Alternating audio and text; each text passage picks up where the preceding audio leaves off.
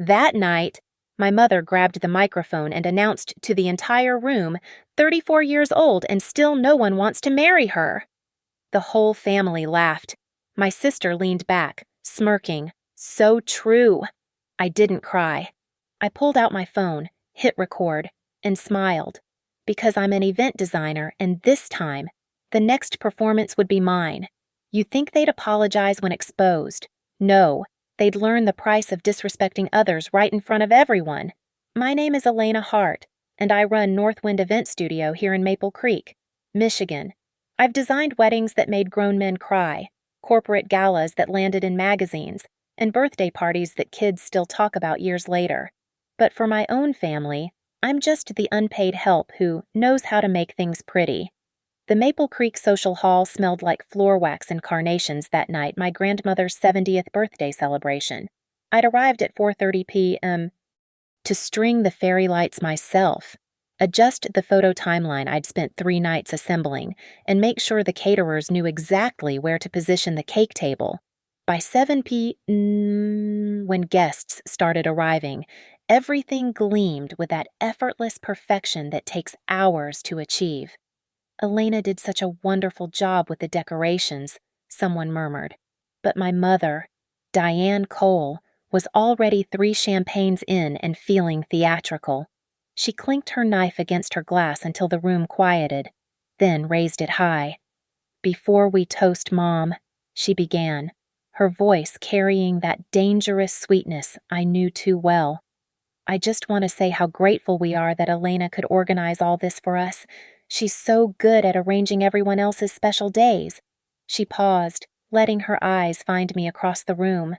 34 years old and still can't arrange one for herself. Still no ring, still no man who'll keep her.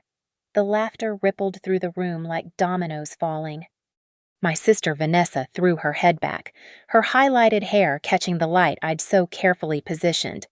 "So true," she said, loud enough for the back tables to hear. "She's got the venue contacts, but not the date." My stepfather Gerald chuckled into his whiskey. "Knows how to plan a wedding, just can't seem to land one." I stood there holding a clipboard because of course I was still working even at my grandmother's party and felt that strange hot-cold sensation wash over me. Not embarrassment anymore. I'd evolved past that. This was something sharper, cleaner, clarity. My hand moved to my phone in my pocket. One tap to open voice memos, another to start recording. The little red numbers began counting up 001, 002, 003. "Elena, honey, we're just teasing," my mother continued, wobbling slightly in her heels. "You know we love you, even if you are married to that little business of yours instead of a real man." Vanessa's twins, Caleb and Cole, were throwing dinner rolls at each other. My brother Ethan's kids, Mia, Ray, and little Logan were crying because someone had promised them ice cream that hadn't materialized. And where was everyone clustered around the bar, expecting me to handle it like I always did? "I'll get the kids sorted," I said, my voice perfectly pleasant.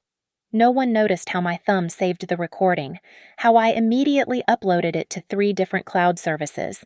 No one saw me screenshot Vanessa's text from that morning. "Just put me down for the cheap wine. Elena will cover the difference like always." I smiled as I herded the children toward the dessert table I'd personally stocked and paid for. I smiled as I fixed Mia's hair bow that had come undone. I smiled as I wiped Logan's nose with tissues from my emergency kit, because I am very, very good at planning events, and the seeds of the next one, the important one, were already taking root in my mind. 2 weeks from now, my mother and Gerald would be renewing their vows at the Riverview Conservatory for their 35th anniversary. They'd already assumed I'd handle everything, sent me Pinterest boards and guest lists without even asking if I was available. They had no idea what kind of show I was about to design. The rest of the birthday party blurred past in a haze of duty and determination. I fixed the microphone when it squealed. I guided my grandmother to her seat when she got tired. I discreetly handled the check when the catering captain appeared with the final bill, knowing I'd never see a penny back. "Such a good daughter," someone said as I packed up the photo displays at 11:45 p.m. Everyone else long gone to the after party. I wasn't invited to because someone needs to handle the cleanup. Good daughter. So true. I looked at my phone one more time. The recording was safe, already labeled Family Truth Birthday Edition. They thought public humiliation was funny when they controlled the narrative. Let's see how they'd enjoy it when someone else held the microphone. The exploitation hadn't started overnight. It was a slow boil, the kind where you don't realize you're being cooked until you're already half done. Last month, I'd canceled a meeting with a Fortune 500 client because Vanessa needed emergency childcare. The twins have a fever, she'd texted at 7:15 a.m. You're not doing anything important today, right? By the time I arrived at her house, Caleb and Cole were bouncing on the couch, perfectly healthy. Vanessa was already gone, off to her urgent spa appointment. That lost contract would have paid my rent for 3 months. 2 months before that. Ethan had called at 11:30 p.m. Mia has a science project due tomorrow. You're creative. Can you come over? I spent the entire night building a volcano that erupted with baking soda while my brother snored upstairs. The next morning, he posted photos on Facebook. So proud of my daughter's hard work. Not one mention of Aunt Elena's bleeding fingers from hot glue burns. The pattern went back years. Every Thanksgiving, I'd arrive at 6 a.m. to prep, cook, and serve while my mother held court with relatives. Every Christmas, I'd wrap everyone's presents because Elena has such artistic hands. When Vanessa's restaurant had its soft opening, guess who designed the entire event flow, arranged the vendors, and stayed until 3 a.m., fixing the sound system. When the review came out praising the seamless launch, my sister thanked everyone but me. I kept a spreadsheet on my laptop hidden in a folder labeled tax documents because my family would never look there. 5 years of unpaid labor meticulously documented. Event planning that would have cost them $45,000. Childcare worth $18,000. Emergency house repairs, insurance paperwork, lawn care when Gerald's back acted up every single spring. The total made me nauseous $87,000 in professional services, given freely to people who introduced me at parties as, Elena, she's still figuring things out. You need boundaries, Jason had told me last week. We were in his studio, looking through photos from a wedding we'd worked together. Jason Ward wasn't just my boyfriend, he was the only person who actually saw my worth. They're never going to respect your time if you keep giving it away. It's not that simple, I'd argued, but even I didn't believe it anymore. It is, though. He'd pulled up an invoice on his computer. Look, this is what I charged your sister's husband for headshots last year. Full rate, no family discount, and you know what he paid it without complaining because he respects my work. The kicker was discovering the family group chat I wasn't part of. Mara, Ethan's wife, accidentally showed me her phone while looking for a recipe. There it was. Family Planning Central. 68 members, including distant cousins and in-laws. Everyone but me. I scrolled through quickly while Mara was distracted by Logan's tantrum. The messages were illuminating. Just tell Elena we need it by Friday. She never says no. Elena can handle the kids during the reception. She doesn't drink anyway. Why pay a designer? Elena will do it for free. The most recent message, from my mother. Don't bother asking if she's available. Just tell her when to show up. That night, I sat in my home office, the one my family called playing business, and did the math properly. If I'd charged even half my regular rate for everything I'd done, I could have bought a house. Instead, I lived in a 2-bedroom rental while Vanessa complained about her second mortgage on the lake house. They love you, my mother always said when I tried to establish boundaries. Family helps family, but help implies reciprocity. When I'd had surgery 2 years ago, no one visited. When my car broke down last winter, I took 3 buses to get to Vanessa's emergency dinner party. When Northwind Event Studio won a regional award for excellence, not one family member acknowledged it. The local newspaper ran a feature. My mother posted a photo of Vanessa's new haircut that same day. Jason was right about one thing I didn't need to explode. I needed to document every text demanding my time, every assumption of availability, every joke about my single status while simultaneously depending on that status to keep me freely available for their needs. The birthday party recording was just the latest addition to my archive, but it was special because it was public. Witnesses, my grandmother's friends, neighbors, people from their church, all laughing at the successful business owner who'd organized the entire event while being mocked for her life choices. They'd created a pattern so perfect, so predictable, that planning my response would be easy. They'd never see it coming because they'd never really seen me at all. I was just Elena, 34 and single, always available, always reliable, never requiring reciprocation or respect. So true. The morning after the birthday party, I turned my dining room into a war room. 3 monitors, color-coded folders, and enough coffee to fuel a small army. If my family wanted to treat me like a service, then I'd give them the full professional treatment complete with documentation. First, the audio files.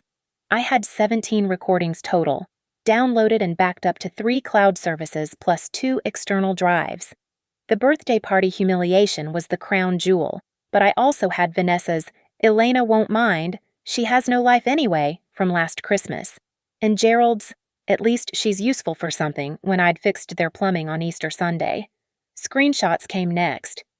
243 text messages, organized chronologically and by sender, each one demanding, never asking. "Need you here by noon. Pick up the kids at 3. Handle the caterer situation." Not one please, not one thank you. The most telling was a group message from my mother. "Elena's schedule is flexible since she works for herself. She can cover anything we need." Then came the spreadsheet, my magnum opus. 5 years of unpaid labor, itemized like a proper invoice. I'd researched market rates for everything: event planning and design, $800 to $2,000 per event emergency childcare, $25 per hour.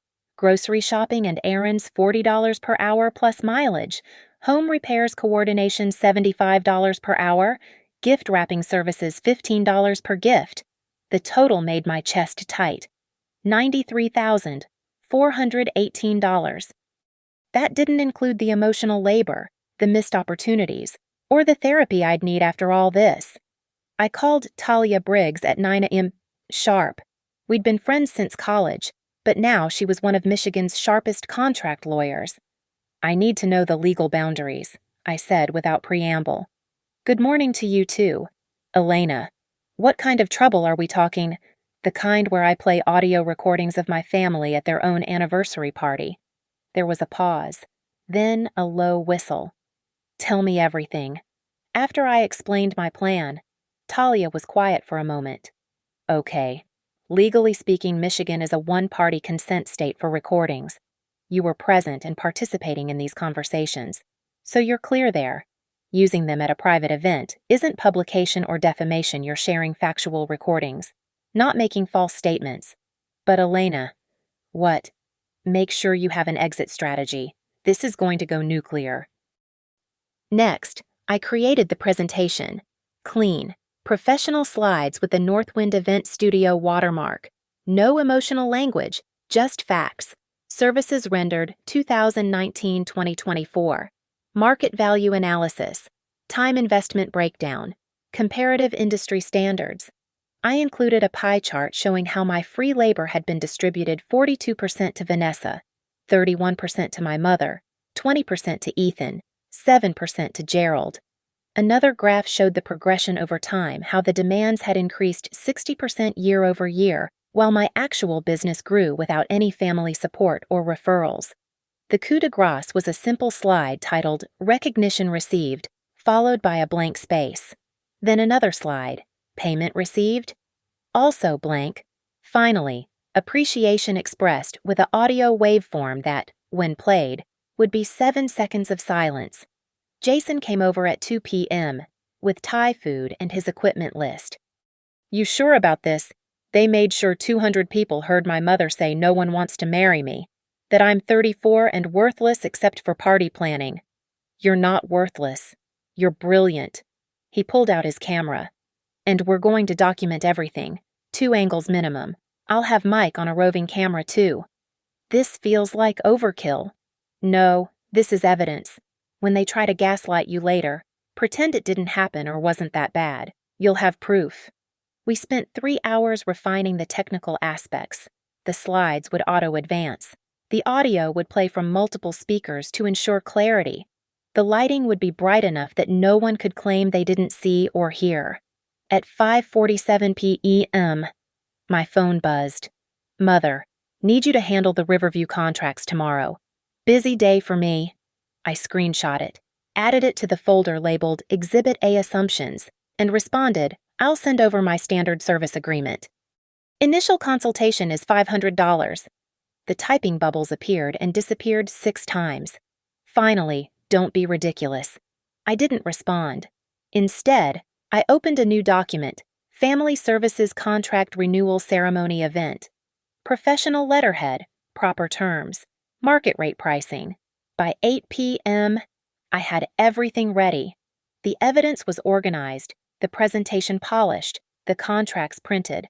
My dining room looked like a command center for a Fortune 500 takeover, which, in a way, I was taking over my own life, billing for services rendered, and closing the free labor department permanently. Talia texted at 9:15 p.m. Reviewed everything. Legally bulletproof, emotionally devastating. Perfect. I looked at my reflection in my laptop screen. 34 years old, single, successful business owner, about to burn every bridge with surgical precision. So true. The Riverview Conservatory looked magnificent in the afternoon light, all glass and gardens. The perfect venue for my parents' 35th anniversary vow renewal. When my mother called about the event 2 weeks ago, she hadn't asked if I'd plan it. She'd simply forwarded me the Pinterest board and guest list with the subject line, "Here's everything." Now I sat across from her at the venue's tasting room, my professional tablet open, contract printed, pen ready. "What is this?" Diane's voice pitched high as she stared at the document. "Service agreement for event planning and coordination. Standard practice." I kept my voice neutral, businesslike. Full service planning for a 150-person renewal ceremony, including vendor coordination, design, setup, and day of management. "Elena, this is ridiculous. We're family." Which is why I'm offering a 10% family discount. The total comes to $12,000, with $3,000 due upon signing. "Why?" Gerald's face went red. "You want us to pay you. I want you to value my professional services." "Yes." I pulled out a second document. "Here's the alternative. You can handle everything yourselves. I've created a checklist of what needs to be done in the next 2 weeks." The list was comprehensive, 47 items including vendor contracts, insurance certificates, layout approval, health permits for catering, music licensing, and more. I watched my mother's face pale as she read. "This is manipulation." Vanessa had arrived late, of course. "You're trying to guilt us?" "No, I'm establishing professional boundaries. If you'd like my services, here are my terms. If not, that's perfectly fine too." They argued for 20 minutes, threatened, guilt-tripped. My mother actually teared up, but I held firm, and eventually, grudgingly, they signed. The check Gerald wrote looked physically painful for him to produce. What they didn't notice was the small clause in the program timeline, special presentation tribute to unsung heroes, 8:30 p.m. The next 2 weeks moved with military precision. I hired Miles, a local comedian who specialized in corporate events and interactive entertainment. His signature bit was something called truth cards, seemingly random quotes that audience members read aloud, building to reveal a larger story. "I need something that starts light but builds to a real moment," I told him over coffee. "Not mean-spirited, but revealing. Corporate accountability with a family twist." He grinned. "I love it. Send me the content." I gave him carefully selected quotes, all real, all attributed to anonymous family members. Nothing that could be considered defamatory, just their own words. Returning home, Jason coordinated the AV setup. 3 cameras, 1 stationary, 2 roving, a professional sound system with wireless microphones. The main screen would be visible from every seat in the conservatory's garden room. "You're building a theater," he said as we tested sight lines. "I'm building a mirror. They just don't know they're going to see themselves in it." The family group chat, the one I wasn't supposed to know about, was buzzing. Mara had screenshotted some messages for me, thinking she was being helpful by keeping me informed about my own event. At least Elena's finally being professional about something. The contract thing was dramatic, but whatever. She's handling everything. Bet she'll still do all the free extras once she calms down. I documented everything, adding to my folders. The presentation now included a new section, expectations versus reality. Their assumptions that I'd cave, do extra work, not enforce boundaries, all captured in their own words. Talia stopped by the Thursday before the event to review everything one final time. She'd agreed to attend as my +1. For legal observation purposes, as she put it. "You've got video releases?" she asked. Built into the event agreement they signed. Standard clause about photography and videography for promotional purposes. The truth cards. Completely random selection from submitted quotes. No targeting of specific individuals. I showed her the box of cards. See could be anyone's words.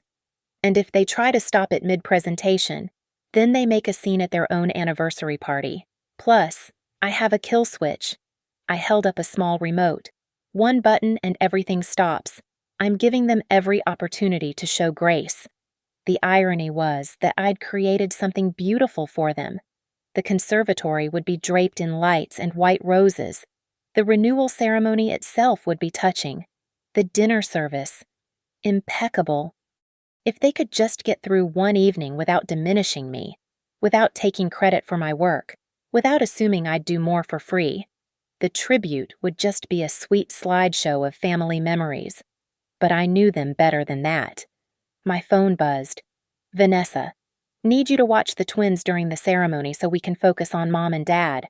I responded. "Childcare services are listed on page 3 of the contract. Shall I add that to the invoice?" "Are you seriously going to nickel and dime us? Are you seriously going to assume free labor?" She didn't respond, but I added the screenshot to a new folder, post-contract expectations. That night, I stood in the empty conservatory doing a final walkthrough. The space was perfect. The timeline, flawless. The trap, though I preferred to think of it as a mirror carefully set. My family thought they knew me. The reliable one. The single one with no life who could always help. Tomorrow night, they'd meet Elena Hart, CEO of Northwind Event Studio, and they'd pay full price for the introduction. The morning of the anniversary party. My phone started pinging at 6:43 a.m. "Vanessa, change of plans.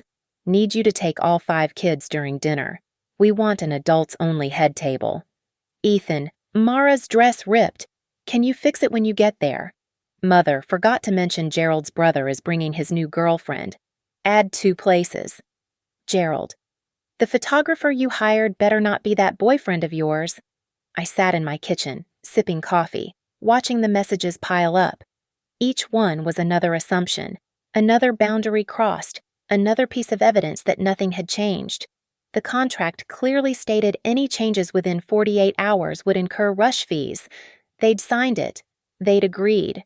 I opened a new document, Day of Change Orders, and began itemizing. 2 additional place settings, $150. Emergency alterations, $75. 5 hours of childcare for 5 children, $300. Each item carefully logged with timestamps and screenshots. At 9 a.m., I sent the group a professional message. "Good morning. I've received several change requests. Please see attached addendum to today's services. These require approval and payment before implementation. Timeline for the unaltered contract remains as follows." I then posted a detailed schedule showing exactly when each person was responsible for their own children. Childcare shifts: Diane 6 to 7 p.m., Vanessa 7 to 8 p.m., Ethan 8 to 9 p.m., non-negotiable as per Section 4 of signed agreement. My phone exploded. Mother called immediately. "Elena, Stop this nonsense right now. Which nonsense? The professional boundaries or the expectation of payment for services? You know what I mean. It's our anniversary. Yes, which is why I've designed a beautiful event that you've paid for. If you'd like additional services, I'm happy to provide them at the stated rates. So true was just a joke. Honey, Vanessa didn't mean anything by it. There it was, the reference to the birthday party. They knew exactly what this was about, but thought they could minimize it, make it disappear with half-hearted dismissal. I have the venue to set up, I said. Please confirm any additional services by noon, or we'll proceed with the original contract. I hung up before she could respond. Jason met me at the conservatory at 10:30 a.m. How's the family taking it? About as well as expected. I showed him my phone, 47 messages in the family group chat I wasn't supposed to know about. Mara had sent screenshots. They ranged from Elena's lost her mind to who does she think she is to after everything we've done for her? That last one's rich, Jason muttered, adjusting his camera angles. Well, what exactly have they done for you? Given me the opportunity to serve them, apparently. Miles arrived at noon with his assistant. We did a full technical run-through of the truth card segment. The cards were shuffled, sealed in a box that would be opened live. Even I wouldn't know the exact order, maintaining plausible deniability. These quotes are delicious, Miles said, reading through his host copy. She's 34 and single, so obviously her schedule is free. Why pay someone when Elena will do it for nothing? She should be grateful we even include her. All real, all documented. And if they try to stop me mid-bit, then they look like people who can't handle their own words being repeated back to them. At 2 p.m., Vanessa arrived with the twins in tow. I'm not paying for babysitting. That's ridiculous. Then you'll be watching them yourself during your assigned hour. I pointed to the printed schedule posted at the entrance. 7 to 8 p.m. This is cruel. Elena. This is business. Vanessa. The same business you told everyone I'm playing at last month. I pulled up the screenshot on my tablet. Would you like to see the exact quote? She stormed off, but I noticed she didn't argue about her childcare shift again. By 4 p.m., everything was perfect. The conservatory glowed with warm light. White roses cascaded from every surface. The renewal arch stood ready, draped in silk and baby's breath. It was genuinely beautiful, the kind of event that would photograph like a dream. Talia arrived at 5, looking sharp in her lawyer-perfect navy dress. You good, I'm excellent. And the escape routes. I showed her the remote in my pocket. One click stops everything. If they show any genuine recognition, any real acknowledgement of the pattern, it all stops. The tribute becomes just a nice family slideshow. You think they will? I looked at my phone. The latest message from my mother. Fine. We'll pay the stupid fees, but you're ruining our day with this drama. No, I said. They won't. The guests would start arriving in an hour. The cameras were ready. The truth cards waited in their sealed box. The presentation was loaded, ready to autoplay at 8:30 p.m. sharp. I'd given them every opportunity to see me as a professional, to respect my boundaries, to acknowledge my worth beyond free labor. Instead, they doubled down, convinced I was being dramatic, throwing a tantrum that would blow over. They still didn't understand. This wasn't a tantrum. This was an invoice coming due. The renewal ceremony was perfect. My mother cried as she and Gerald exchanged vows under the arch I'd designed. The 150 guests dabbed their eyes. The photographer, not Jason. I'd hired someone else to avoid that conflict captured every moment. For one shining hour. I'd given them exactly what they'd paid for a flawless event. By 7:30 p.m., dinner was served. The conservatory hummed with conversation and clinking glasses. I watched from my position near the AV station as my family held court at the head table, accepting compliments for their beautiful event. Diane, you've outdone yourself. Someone gushed. Oh, you know me. My mother laughed. I just have an eye for these things. Not one mention of who actually planned it. I touched the remote in my pocket but kept my expression neutral. Jason caught my eye from his camera position, eyebrows raised. I shook my head slightly. Not yet. At 8:15 p.m., Miles took the microphone. Ladies and gentlemen, what an absolutely stunning evening. Let's hear it for 35 years of marriage. Applause thundered through the room. My family glowed with pride. Now, Miles continued, his professional smile gleaming. We have a special interactive segment for you all. It's called Truth Cards, a fun little game where we celebrate family wisdom through anonymous quotes from the lovely family themselves. He produced the sealed box with theatrical flair. I'll be selecting audience members at random to read these cards. Each contains a quote about family, relationships, or life wisdom. Think of it as a collective toast to the happy couple. The crowd loved interactive entertainment. Hands shot up to volunteer. Let's start easy. Miles handed the first card to an elderly aunt. She adjusted her glasses and read, "Family helps family, that's what we do." Warm murmurs of agreement. My mother nodded approvingly. Beautiful sentiment. Miles pulled another card, gave it to Gerald's golf buddy. Some people are just better at organizing others' lives than their own. A few chuckles. Vanessa smirked, probably thinking of me. Here's an interesting one. The third card went to a cousin. 34 and single means you're always available, right? The room grew quieter. A few uncomfortable laughs. I saw my mother's smile falter slightly. Let's keep going. Miles was a master at maintaining energy. The next card went to one of my mother's church friends. Why pay for services when family does it for free? Dead silence for a second. Then nervous laughter. My family was starting to shift in their seats. The fifth card went to a neighbor. She's good at planning everyone else's special days, just not her own. I watched Vanessa's face change as recognition dawned. These were their words. One more before our special presentation. Miles handed a card to someone I didn't recognize, probably Gerald's +2. The man read loudly, "Still no ring, still no man who'll keep her." The room went absolutely still. And that, Miles said smoothly, brings us to our tribute segment. If we could dim the lights and direct your attention to the screen. The presentation began to autoplay. The first slide appeared, "The True Cost of Family." No names at first, just statistics. Hours donated, services rendered, market value of unpaid labor. The numbers rolled across the screen like credits, accompanied by a soft piano track. Then came the audio just 5 seconds from the birthday party. My mother's voice, crystal clear, 34 years old and still no one wants to marry her. The sound of laughter.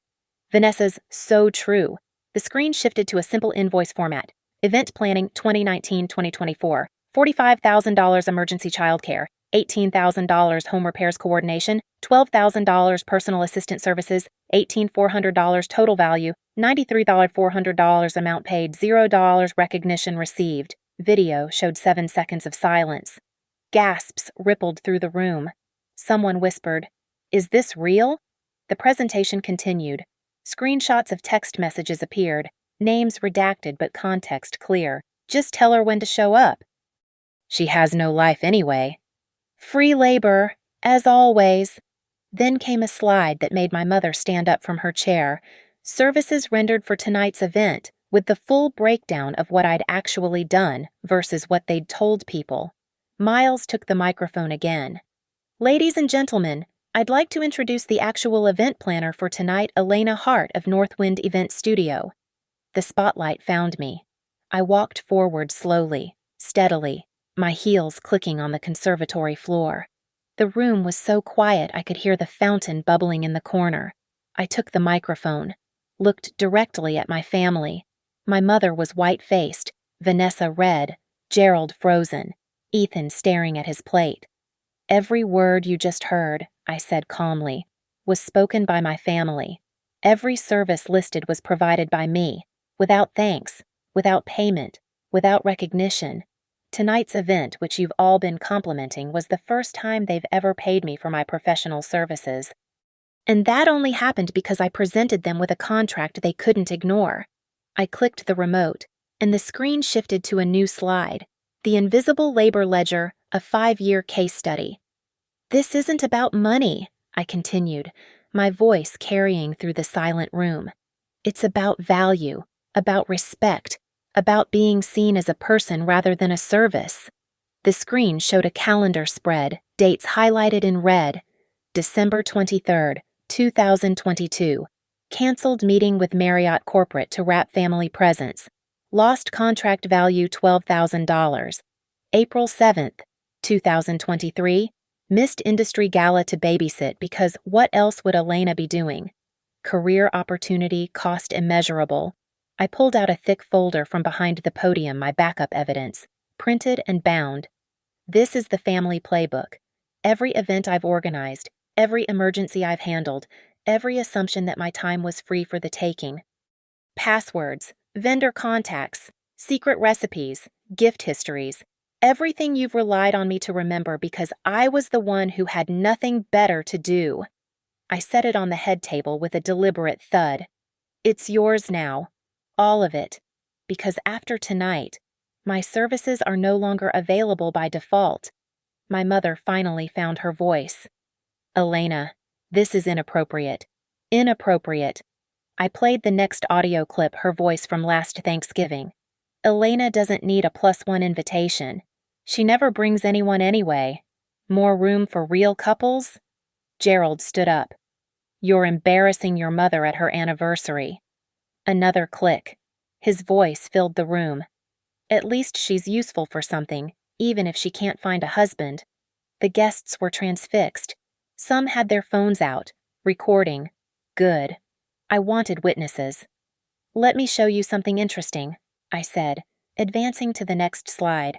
It was a split screen. On the left, my family's social media posts taking credit for events I'd planned. On the right, the actual invoices and work orders from my company files, showing my labor. Vanessa's restaurant launch that got rave reviews. I have 72 hours of logged work. Ethan's daughter's science fair win. I built that project from 9 p.m. to 4 a.m. while he slept. Mom's charity fundraiser that raised $30,000, planned entirely by Northwind Event Studio pro bono, of course, because family helps family. Vanessa tried to interject. You're twisting everything. Am I? I pulled up her text from that morning. Need you to watch the kids. We want an adults-only table. Sent at 6:43 a.m., 7 hours before an event I'd already been paid to coordinate. Not babysit. I turned back to the audience. I want to be clear. This isn't revenge. This is transparency. Every quote you heard, every number you saw, it's all real. Documented, verified. The screen changed again. The cost of being so true. When my sister said so true to the announcement that no one wants to marry me, she was acknowledging what my family really thinks. That I'm valuable only for what I can provide. That my worth is measured in free labor, not personhood. I picked up the heavy folder and held it high. So here's what's so true. I built a successful business while being told I was playing at working. I maintained professionalism while being mocked. I showed up every single time while being told I had nothing better to do. The final slide appeared an actual invoice. Formally presented, Northwind Event Studio. Final invoice for services rendered client. The Hartcole family. Total. Due. $93,400 status for given terms. No payment required, only acknowledgement, below it. In smaller text, this debt is hereby canceled in exchange for one thing, respect. I set down the microphone and picked up a second folder, pristine, professional, labeled Transition Planning. Inside this folder are detailed instructions for everything I've ever handled, vendor contacts with notes on their preferences, gift spreadsheets going back 10 years, every family recipe I've been expected to execute, children's allergy lists, medication schedules, teachers' names, the passwords to all the accounts I've managed. I placed it next to the first folder. Consider this my formal resignation from unpaid family labor. If you need event planning, Northwind Event Studios rates are in the brochure. If you need childcare, I've included a list of reputable services. If you need someone to blame for your own choices, I looked directly at my mother. You'll have to find someone else. The room held its breath. My mother's face cycled through emotions: shock, anger, embarrassment, something that might have been recognition. The bar remains open, I announced to the guests. Please enjoy the rest of your evening. Everything has been paid for properly, professionally, and for once, not by me. I walked through the silent crowd toward Jason, who lowered his camera and offered me his arm. Behind us, the slideshow continued to play on loop evidence of years of taking for granted someone they claimed to love. At the door, I turned back one last time. My family sat frozen at their table, the celebration around them continuing in awkward whispers and stolen glances. Happy anniversary, I said. The gift of truth seems appropriate for 35 years, don't you think? Then I walked out of the Riverview Conservatory into the cool Michigan night, leaving behind $93,000 of forgiven debt and a family who finally understood its value. The cool Michigan air hit my face as Jason and I walked toward his car. Behind us, the conservatory glowed like a lantern, the party continuing in our wake. My heels clicked against the pavement steady, unhurried. I'd said everything I needed to say. You okay? Jason asked, opening the passenger door for me. I'm perfect, I said, and meant it.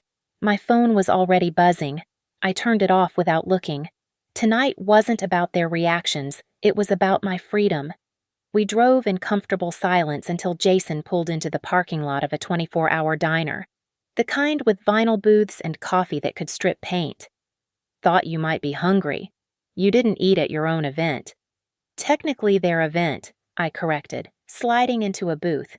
I was just the hired help. The waitress brought coffee without asking black for me, cream and sugar for Jason. We'd been here before, after other events, debriefing and unwinding, but this felt different, final. So what now? Jason asked. Now I run my business. My real business, with paying clients who value my work. I wrapped my hands around the warm mug. The Hendersons want me to plan their daughter's wedding. The Mitchell Foundation needs someone for their annual gala. I've been turning down work for years because I was always on call for family emergencies that weren't actually emergencies. And your family, they have the playbook, they have the contacts, they have everything they need to function without me. I took a sip of coffee. Whether they will is their choice. My phone, even turned off, felt heavy in my purse. I knew what was waiting: the angry texts, the guilt trips, the attempts to rewrite history. Maybe eventually, some recognition, or maybe not. That wasn't my burden anymore. Talia arrived at the diner 40 minutes later, still in her navy dress but now with a huge grin. That was the most beautiful professional decimation I've ever witnessed. Also, your cousin filmed the whole thing. It's already on TikTok. What? I grabbed her phone. Sure enough, there I was, walking to the podium in perfect clarity. The caption read, "When the family scapegoat keeps all the receipts, 15,000 views in an hour." The comments were pouring in, people sharing their own stories of family exploitation, cheering for boundaries, demanding updates. You're going to go viral, Talia said. The invisible labor community is going to crown you their queen. I handed back her phone. That wasn't the point. No, but it's a hell of a side effect. We sat in that diner until 2:30 a.m., eating pie and planning my actual future. The one where I charged fair prices, where I took vacations, where my Thursday nights weren't automatically assumed to be free for emergency babysitting. 3 days later, I got a formal letter from my mother, not a text, an actual letter on her personal stationery. It was 2 pages of justification, 1 paragraph of something that might have been regret if you squinted, and a request to move forward. No actual apology, no acknowledgement of the pattern, Just a desire to pretend it never happened. I sent back a professional response on Northwind Event Studio letterhead. Thank you for your correspondence. Should you wish to engage my services in the future, please find attached our current rate sheet and terms of service. Personal relationships and professional services will remain separate going forward. Warm regards, Elena Hart, CEO. Vanessa lasted a week before she cracked, showing up at my apartment on a Saturday morning. The twins have been asking for you. They're welcome to video call me. Your childcare needs, however, should be directed to the list of services I provided. Elena, please. I'm sorry about the so true comment. It was just a joke. No, I said simply. It was true. You truly believed I had no value beyond free labor, and now you truly have to figure out how to function without it. She left angry. Ethan never came at all, just sent his wife Mara to fish for information. Gerald pretended I didn't exist, which, honestly, was an improvement. And my mother, she learned to text me like a professional contact. Hello, Elena. I hope this finds you well. Would Northwind Event Studio be available for a consultation regarding a spring brunch? I quoted her full price. She hired someone else. The photos on Facebook looked mediocre, but that wasn't my problem anymore. 6 months later, Jason and I were in our office now, since he'd moved his photography business in with mine when an email popped up. The Mitchell Foundation. Their gala had been such a success they wanted to recommend me to 3 other nonprofits. Attached was a glowing recommendation letter that specifically mentioned my professionalism, boundaries, and exceptional value. See, Jason said, kissing my temple. People who actually respect you know your worth. I looked at my calendar fully booked with paying clients. My bank account healthy for the first time in years. My phone quiet on weekends unless I chose to answer. My family had given me 34 years of material for the ultimate portfolio piece, How to Transform Exploitation into Entrepreneurship, Guilt into Boundaries, and So True into So Over. I printed the Mitchell Foundation letter and pinned it to my board, right next to my business license and my favorite quote, "You teach people how to treat you." Class was permanently dismissed. Thank you so much for listening to my story. I'd love to know where you're tuning in from. Drop a comment below and let's connect. If this story resonated with you, please consider subscribing to the channel and sharing your own thoughts and experiences. Have you ever had to set hard boundaries with family? How did it go? Let's discuss in the comments. Your support means everything, and I can't wait to hear your perspectives.